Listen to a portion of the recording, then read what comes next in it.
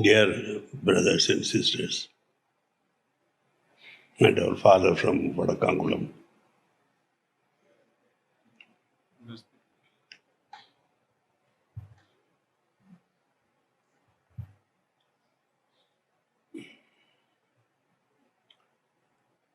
rarely do we see the road that we have to follow until we come to the destination.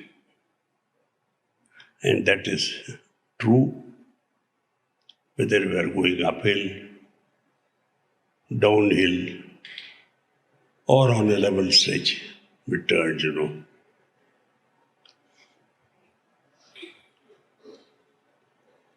And now, having completed 86 years of age, I can see how well my road was laid out by one who governs all our destinies.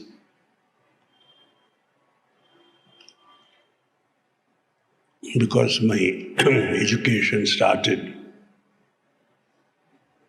in a Christian institution in Jabalpur in Madhya Pradesh.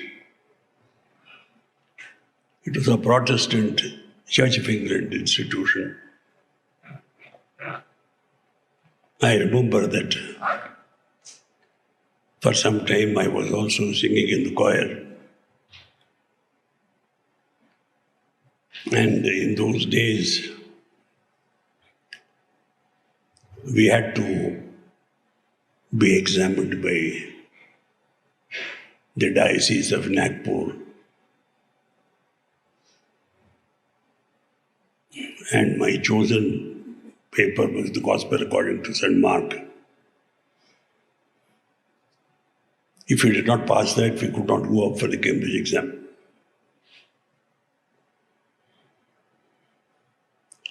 My school had its own church, Christ Church, Jabalpur. And I have attended a lot of services.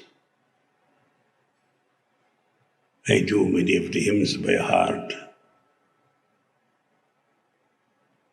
And having grown up with that tradition of mercy, compassion, as something that should dominate our lives. Love, mercy, compassion, no judgment.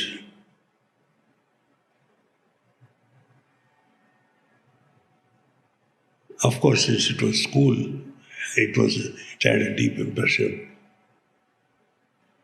Now that church in Jabalpur, my Christ Church, itself has a bishop. And 2 or 3 years ago, we were honored to have them visit by the bishop, along with the headmaster of my school, who stayed a couple of days here in our ashram.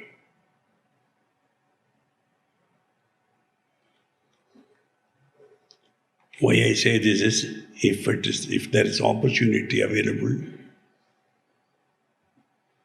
you must all visit some of these churches. Pray there. There is no temple of Rama, no temple of, Allah, no temple of Christ. Every temple is a place of worship. So whenever you have an opportunity, please do go and sit in a church. See how spick and span they are maintained. It is beautiful, it is clean. All of them. And if they are large enough to have an organ, the music is something, I must say, heavenly.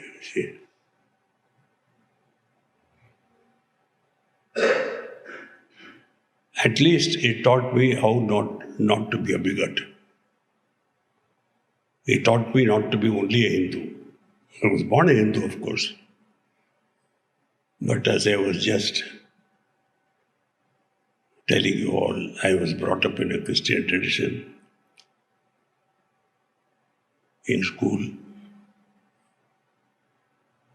And there, cleanliness is next to godliness. I don't know how many of you have heard this and how many of you have remembered it throughout your life, whatever it has been so far. Do you really look upon cleanliness as godliness? Or are we just content with a wet cloth wiped over our face and sanctimoniously coming out of the puja room?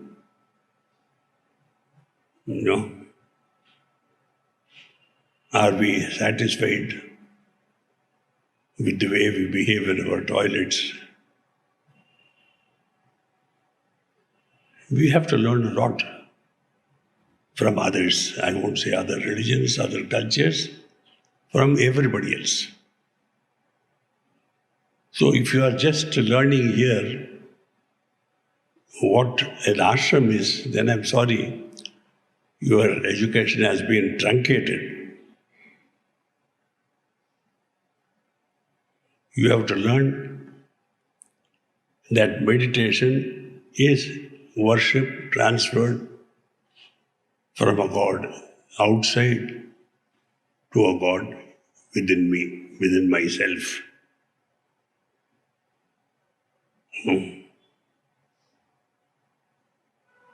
The doctrine of immanence. See, temple worship, ritualistic worship is all about God outside. So we are very happy when we go to a temple, do our duty, whatever, for 15 minutes, come out, then probably spit just outside.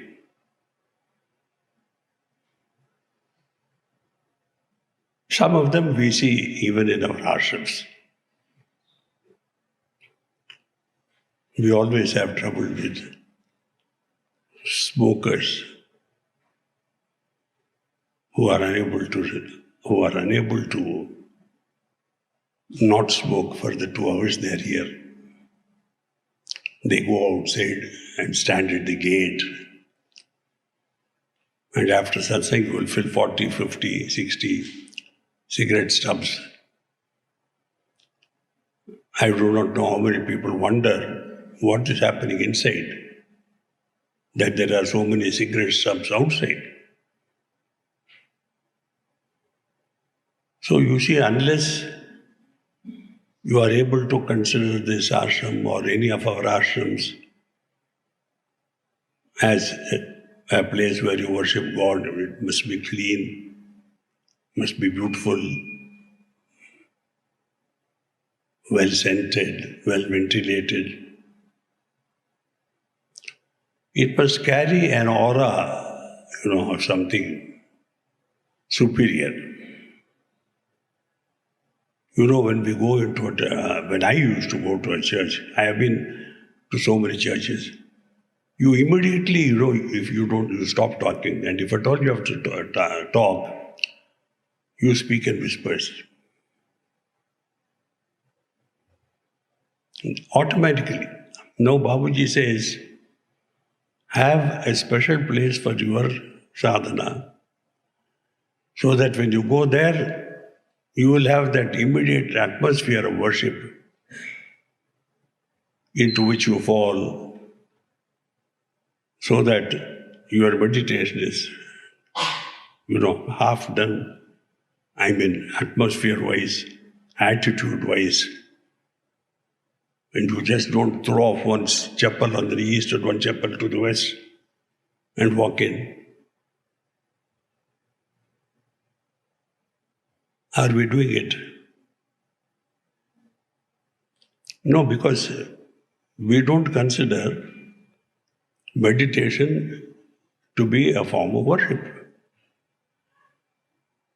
And because we don't consider it to be a form of worship, we don't clean this, which we call Alayam, in Tamil, temple. Nenjil over Alayam. The heart is a temple. So we keep it dirty, filled with filthy thoughts, anger, hatred, lust. And what are we meditating on? We don't know. And then, I can go on for hours like this. The idea is, when we come into this place, which is externally also a place of worship, because we worship in it. There is no such thing as a church or a temple or a mosque. Everything is labeled according to what you use it for. That is a kitchen because we cook there. That's a bedroom because we sleep there. This is a meditation hall because we meditate here. See? So, you have to learn what to do, where to do it, how to do it, and when to do it. In the religious, ritualistic way, we have to go to a place of worship to worship. That is why people rush to temples or churches whenever there is someone sick or there is an examination for the child at home or there is a marriage. Here, when we have him, this becomes a temple. Each one of us should be carrying a temple within himself. So our ashram maintenance must start from here. Is my heart clean? Is it full of beauty, worshipful things? Light, not darkness. See? Or is it something we are afraid to look into? So starting from here, your ashram maintenance starts. You have to do this first, then keep this clean, then you keep the ashram clean, your environment. You see, in modern days, there is so much talk about environmental cleanliness, purity, whatever, But are we, like every good Indian, sweeping everything and throwing it outside our doorstep?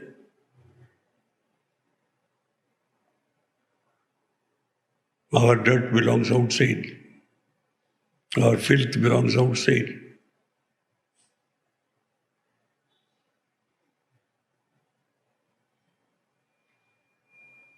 Some of these big temples, you will be shocked if you go around the temple early morning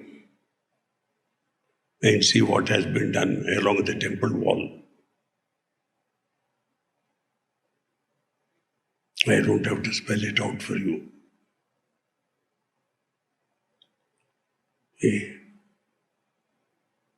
So I want you to remember that an ashram is not a specified locality or a specified construction in a specified place.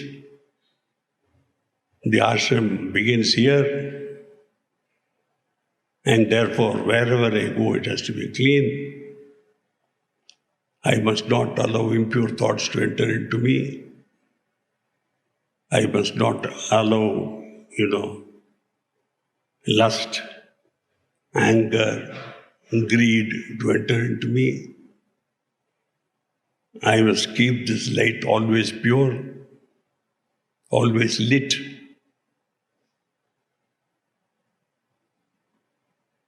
It will not have to be relit ever and ever again. We come with it lit by our Maker. Our duty is not merely to keep it lit throughout our life, but to make it brighter and brighter, stronger and stronger, until it becomes me and I am nothing. You understand? So like a man with a candle goes into a dark room and illuminates that room, wherever we go, this light must be spread. We must carry the lamp of love, of charity, of compassion, of mercy, wherever we go with this. That must illuminate. If it is itself, blown out, then wherever I go, I am afraid. Because my own lamp is not lit. How will I not be afraid?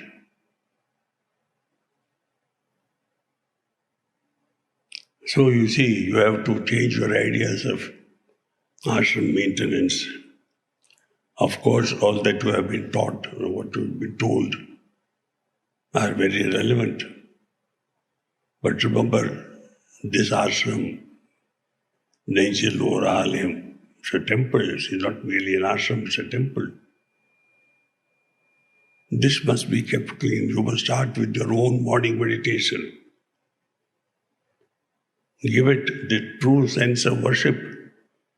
This is not merely a human heart filled with all the bad things of a human being, but day by day aspiring to a greater and greater degree of divinization, of holiness.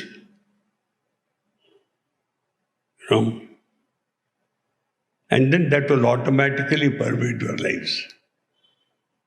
If this is to be clean, my bedroom will be clean, my kitchen will be clean, I will not waste.